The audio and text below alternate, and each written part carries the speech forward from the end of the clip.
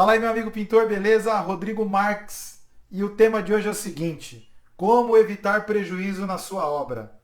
Não existe coisa pior do que tomar prejuízo numa obra onde a gente entrou para de fato ter lucro. Eu quero contar uma história aqui que aconteceu comigo esse ano.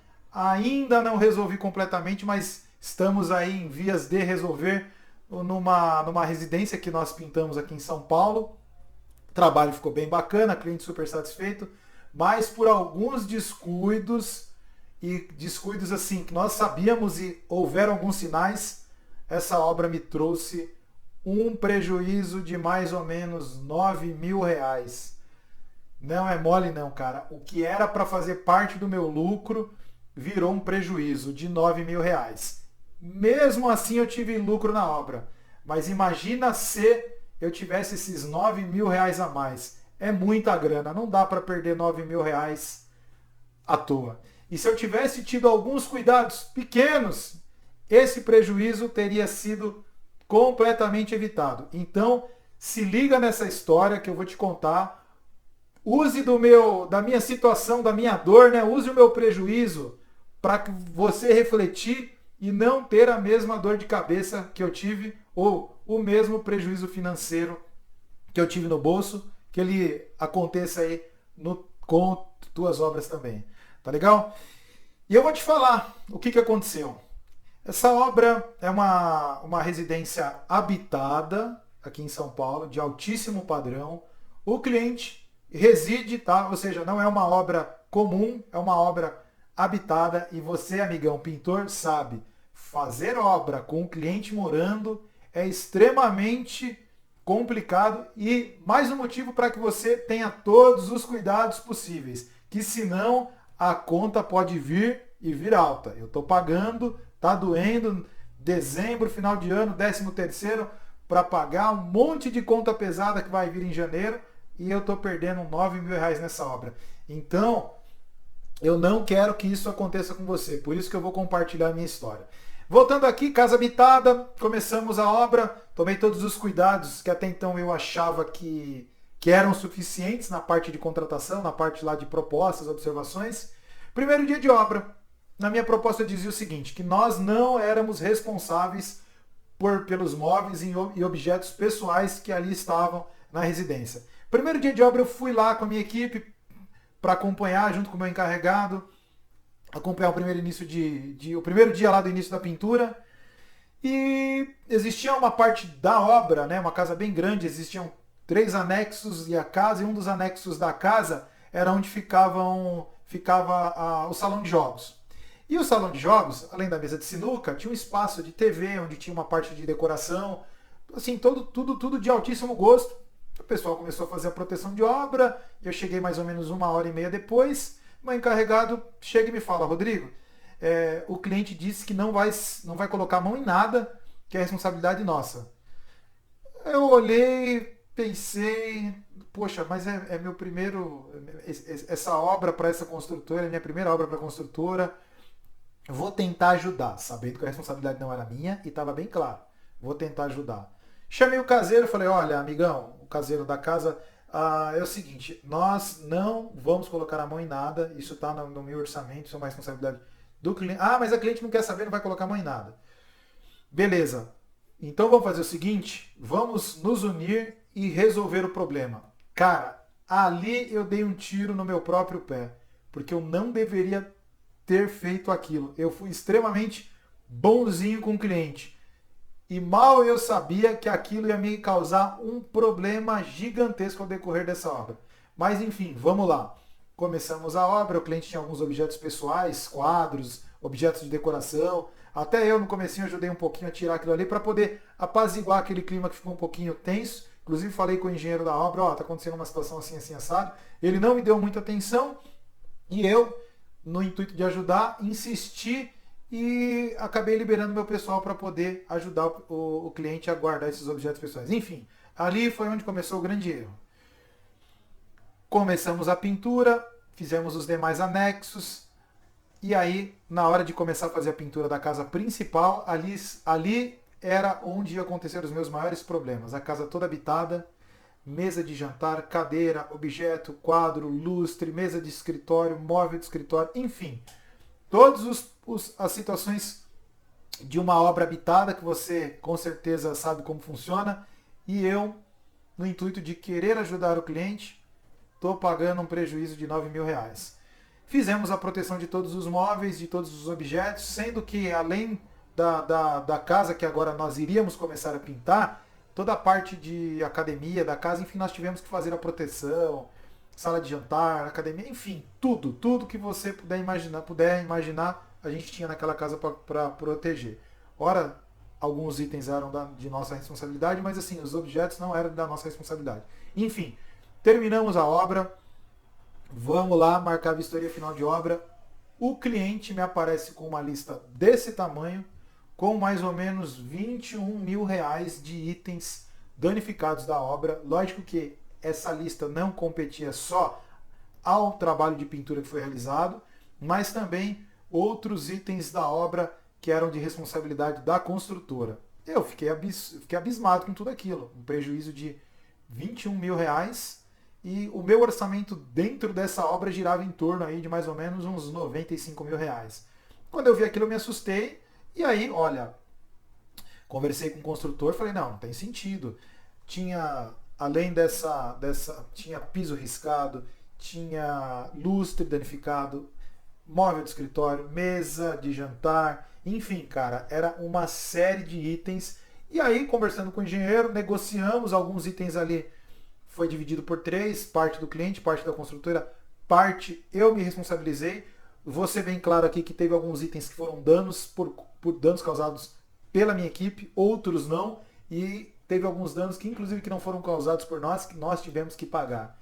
Aí que está o grande lance desse problema que aconteceu nessa minha obra, que podia muito bem ter sido evitado. Nada foi formalizado. Eu devia ter investido, de ter mandado uma estagiária lá do escritório fazer um relatório com todas as situações ali daquela obra, com os móveis que já estavam avariados, com o piso, enfim, com o lustre, ter feito um antes, né, um relatório anterior ao início do nosso trabalho, dizendo para ela de tudo que estava danificado ali, para depois a gente começar o serviço e ficar tranquilo de que aqueles danos não foram causados por nós. Aí você deve estar pensando, poxa Rodrigão, mas teu pessoal é relaxado? Olha, não são, eu vou defendê-los. O pessoal muito bom, muito aplicado, mas houveram alguns descuidos, sim, não vou aqui mentir, dizer que não houve parte de falha nossa, houveram, mas teve alguns danos que realmente não tinham como ser responsabilidade da pintura, mas como não havia prova, como não foi feito um relatório, uma vistoria antes, eu tive que arcar com esse prejuízo que está doendo. Então, fechando essa história, para a gente poder entrar em alguns outros pontos, toda obra que você for fazer, principalmente ser uma obra habitada, invista. Se você não tem alguém, faça você mesmo. Tire, nem que seja pelo WhatsApp ou simplesmente por e-mail, crie ali algumas fotos com algumas observações, porque um dia de trabalho seu, meio período, com algumas fotos e algumas boas informações, pode te evitar aí grandes prejuízos, tá bom? E assim, o porquê que isso não aconteceu também, vale a pena aqui porque eu entendo que seja algo que você passa no teu dia a dia aí do teu negócio.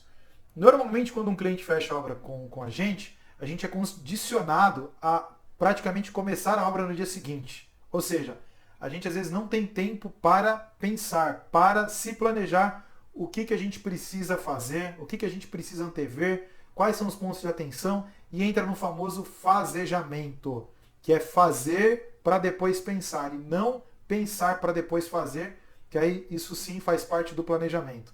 Foi uma obra que eu não tive, na verdade não que eu não tive o tempo, eu não criei o tempo para eu poder planejar o mínimo possível para que aquela obra fluísse da melhor maneira possível. Sem falar que no primeiro dia, quando eu tive o indício de que eu poderia ali ter sérios problemas, eu não coloquei uma pausa. Opa, peraí, onde há fumaça, há fogo. Eu estou numa situação de uma obra super grande, complexa, muitos itens e objetos ali de valor, Quando o cliente me sinalizou que, opa, é responsabilidade tua, eu não ponho a mão em nada, e eu tinha na minha proposta uma observação que me salvava, que me livrava de alguma responsabilidade de ter que mexer em algo que não era da minha alçada, eu não parei para fazer esse exercício, eu não pensei, eu insisti e acabei pagando muito caro por isso. A minha atividade fim ali era pintar e não se preocupar com os objetos do cliente. O que era então um favor se tornou para mim um grande problema. Então, amigão, o que eu quero te dizer? Importante, o mínimo que seja, você investir parte do teu tempo no planejamento da tua obra, no planejamento daquele teu serviço. Ah, mas eu só faço planejamento em obras que são maiores. Não. Faça o planejamento mínimo, inclusive em obras até menores, porque alguma coisa que acontecer e você não conseguir formalizar aquilo antes ou se precaver, vai doer no teu bolso, porque o cliente não quer saber. Ele vai fazer você pagar caso haja algum dano. E nessa obra eu estou tendo essa experiência negativa que eu não quero nunca mais para minha vida. E já mexi os palitinhos, mesmo sabendo, tá? Isso para mim era novo? Não. Qual foi a minha sabotagem nessa obra? Não ter feito um bom planejamento ou ter tido um mínimo plano para que eu não tivesse esse tipo de problema. Então o planejamento é importante, não há necessidade de você querer fazer um planejamento mirabolante com N situações. Foque em algo que seja objetivo, que funcione para o teu negócio. Que seja um simples e-mail, que seja algumas anotações, se você tiver que redigir algum documento, impresso para o teu cliente assinar e aquilo for te esquivar aí de grandes problemas lá na frente, faça isso. Faça isso porque eu tenho certeza que você vai ficar muito contente aí caso aconteça algo e você tenha que aconteça algo que seja fora do teu controle e você tem um documento ali formalizado de que você se atentou naquele mínimo detalhe. Tá legal? É natural, gente, a gente agir de forma instintiva. Você quer aquela obra de qualquer forma, a qualquer custo, né? E o cliente fecha contigo e naquela adrenalina, naquela vontade você sai fazendo e não presta atenção em detalhes que podem aí comprometer o teu lucro ou te causar prejuízos, né? Nessa obra, graças a Deus, eu ainda tive lucro, mas eu podia ter ganho muito mais se não fosse esses erros que eu acabei cometendo. Um outro ponto que te causa prejuízos, e aconteceu comigo, é a falta de atenção na vistoria do orçamento. Aconteceu comigo, tá? Eu já errei pra caramba, mais acerto do que erro. E quero compartilhar com você então essas histórias dos erros que eu tive para que você não cometa o mesmo aí no teu negócio, tá? Eu estou aqui para te ajudar e fazer com que o teu negócio seja rentável, usando as minhas experiências positivas e negativas para te ajudar. Então, o que aconteceu? Numa obra em 2013, um funcionário meu fez uma medição. Normalmente até então eu que fazia as medições. Era uma época que eu trabalhava numa outra empresa, a gente estava com uma demanda bem alta e tive que contratar alguém para poder me substituir ou fazer parte das medições em obra. Até então, aquilo para mim era um pouco difícil de delegar, de passar uma atividade que eu tanto gostava e que para mim tinha uma importância fundamental para uma outra pessoa fazer. O que eu fiz no início? Acompanhei para eu sentir a segurança de que aquela pessoa realmente estava fazendo um bom trabalho. E realmente ele estava fazendo um bom trabalho, as medições que ele fez inicialmente eram boas, eram de acordo com o tamanho da obra, só que teve uma medição numa obra em Jaguariúna que me causou um prejuízo de R$5.000. Não era uma obra tão expressiva, um orçamento tão grande. Se não me falha a memória, era um orçamento que não passava de R$30.000. Você ter um prejuízo de R$6.000 numa obra onde o teu orçamento é 30, nós estamos falando aí de 20%. Ou seja, proporcionalmente ao primeiro prejuízo que eu tive, que era 95, o prejuízo foi de 9, dá mais ou menos aí uns 8%, o prejuízo aqui era maior, porque a obra era 30 e meu prejuízo estava em R$6.000. A medição foi feita de forma errada, para menos. Não conseguimos evoluir a obra. Chegou numa etapa de obra que acabou o material, tinha muito serviço para ser feito. O cliente me ligou: Rodrigo, acabou o material, tem muito que ser feito. O que aconteceu? Opa, corre eu lá fazer vistoria para entender o que aconteceu. Conversei com o meu técnico na época, ele não soube me dizer. E o que eu tinha que fazer? Ir lá ver o que estava acontecendo. Fui até lá, fiz a medição. Quando eu fui ver, tinha dado um furo de mais ou menos aí uns 300 metros quadrados na medição. O que impactou na falta de material. Eu tive que arcar com o custo de material dessa obra e com o custo de mão de obra, que de uma certa forma foi menor, porque eu tive que tirar do meu lucro, mas o custo do material que eu não tinha no meu orçamento foi um prejuízo de 100%. Era um material bem específico, material caro, diga-se de passagem, e não teve choro nem vela. Tentei negociar com o cliente olhou para mim e me falou o seguinte: você teve a oportunidade de verificar isso na sua vistoria. Você esteve na obra, fez a sua vistoria, apresentou teu orçamento para a gente e a gente fechou contigo. A responsabilidade é sua, não irei te ajudar em nenhum centavo. O cliente foi bem taxativo e com razão. Lógico que numa situação de prejuízo naquele momento, o não eu já tinha. Eu tentei negociar com o cliente, sabendo que se ele me desse um não gigante, eu teria que arcar e entregar o que eu já havia me comprometido. Afinal, como ele disse, eu tive a chance de fazer uma vistoria. A vistoria foi feita, aconteceu o erro, paciência. Não tinha mais o que fazer, arquei com prejuízo e tive que terminar a obra. Então esse é um erro muito comum que eu vejo, acompanho, não só no negócio de pintura. Quando eu não faço pintura de uma obra, eu vejo os pintores reclamando e outros fornecedores de itens que não estavam no orçamento e que o cliente estava pedindo para que fosse feito. Ou seja, não tinha formalização.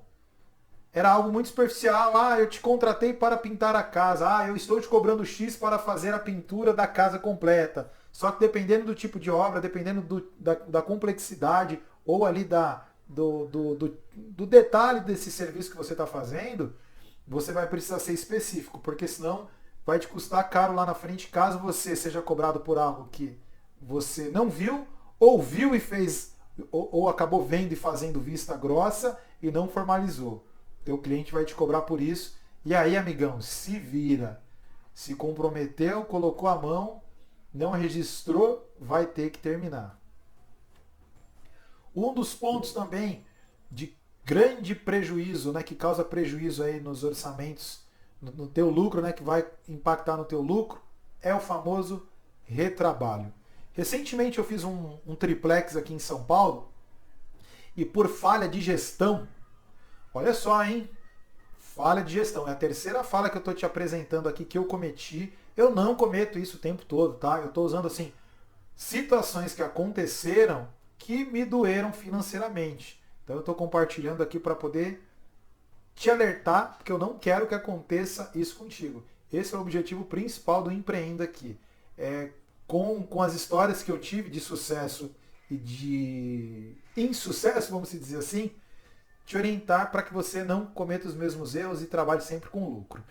Voltando, foi um triplex, nós fizemos 1.000 metros o triplex, mais ou menos aí uns 300 metros cada pavimento, baita obra, e era uma obra fracionada. Fazíamos a parte do 13º andar, 14 e o 15 que era a cobertura. Começamos pelo 13, 13º andar. Minha equipe começou, meu encarregado na época não formalizou os ambientes que nós estávamos terminando, ou seja, foi algo de boca. Na hora de entregar, a engenheira da obra não aceitou, disse que nada tinha sido entregue para ela, e realmente não tinha sido. O meu encarregado, junto com a minha equipe naquele momento, disse que já tinha terminado, mas não tinha formalizado. E aí o que aconteceu? Houveram diversos serviços posteriores a essa nossa falsa entrega. Entrou o marceneiro, entrou o cara do polimento do mármore, entrou o cara do piso de madeira e arrebentou tudo. E aí, o nosso argumento naquele momento era: mas nós já havíamos terminado. E o engenheiro, o coordenador junto com o engenheiro, olhou bem para nós e disse: mas eu não recebi nada, onde é que está escrito? Ou seja, eu tive que pintar parte dessa obra praticamente tudo de novo por conta de uma não formalização ou terminar um serviço sem consultar se aquele era o momento correto. Então não teve choro nem vela, tivemos que repintar praticamente todo o 13º andar novamente. Ah, e como é que aconteceu nos demais andares, no 14 e no 15? Não teve o retrabalho, nós estivemos no 13. Houveram alguns retrabalhos? Sim, mas em áreas que foram entregues e oficializadas, mas mesmo assim foi difícil para colocar aquilo como um extra. Então toma cuidado que infelizmente, e isso a gente já vai abordar aí nos nossos vídeos futuros, o trabalho de pintura, se você não tiver um bom posicionamento, firmeza, clareza ali, segurança do teu serviço, você vai ser feito de gato e sapato dentro da obra. Infelizmente é uma verdade. As obras, de modo geral, não acabam respeitando muito os fornecedores de pintura. Mas por quê? Você já parou para pensar, para se perguntar o porquê? Vou dar minha opinião aqui. Eu acho que falta também pulso firme da nossa parte e principalmente deixar claro que se houver retrabalho, aquilo vai ser cobrado de novo. Porque nós, pintores, nós que atuamos aí no mercado de pintura, não somos obrigados a pintar uma obra 2 ou 3 vezes, recebendo pelo preço de uma. Infelizmente, algumas construtoras acham que isso é comum. E não é, porque nenhum outro fornecedor, o cara do piso de madeira não faz o piso 2 vezes, o cara da marcenaria não faz um armário 2 vezes, ninguém faz nada 2 vezes. Por que que nós, pintores, temos que fazer o nosso trabalho 2 vezes? Você já parou para se perguntar? Então, eu te recomendo a formalizar tudo e terminar um ambiente de pintura só quando a obra te oficializar. Pede isso por e-mail, nem pede pelo WhatsApp, cara. Eu tenho certeza que você tem um e-mail. Pede lá para o responsável da obra te mandar um e-mail autorizando que você termine aquele serviço. E digo mais, lá no teu orçamento de pintura, algumas construtoras aceitam, outras não. Coloca lá uma verba de contingência ou um número de diárias. Um exemplo, você é o pintor lá, você paga para ele R$ 130 por dia. Coloca lá verba para fornecimento de pintor por 10 dias, cobra lá R$ 1.300.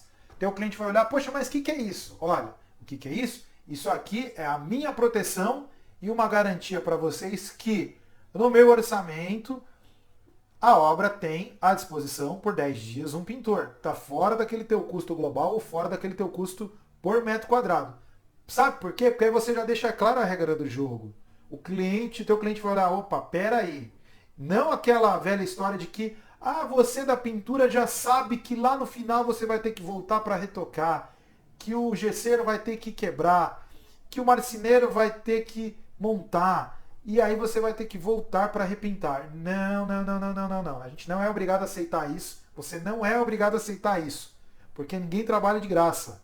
Então coloca lá uma verba, coloca isso à parte, porque você automaticamente já vai gerar no teu cliente a responsabilidade de que ele vai se comprometer com você e você também está se comprometendo com ele, que você sabe que lá no final você vai ter que despender de alguns dias a mais, mas você está cobrando, que o teu pintor vai querer receber. Você não é obrigado a pintar uma obra toda ou parte da obra pelo mesmo preço. Então, isso é um exercício e é uma reflexão que nós que atuamos aí com pintura precisamos fazer para que nós não sejamos aí escravos da obra, ficar refém de obra, tá? E pelo contrário, cobrar por isso para que não afete o nosso lucro, tá certo? Bom, então eu vou ficando por aqui. Eu espero que esse conteúdo com as minhas histórias, né, de hoje, as histórias aí de insucessos, na verdade, assim, todas essas obras que eu citei aqui foram concluídas com êxito, cliente satisfeito. Não tem nada a ver com o fato de eu ter tido prejuízo, mas doeu. Doeu porque eu estou te falando aqui de basicamente nesse vídeo de hoje, R$ 14.000 de prejuízo. 9.000 numa obra e 5 na outra. Opa, pera lá.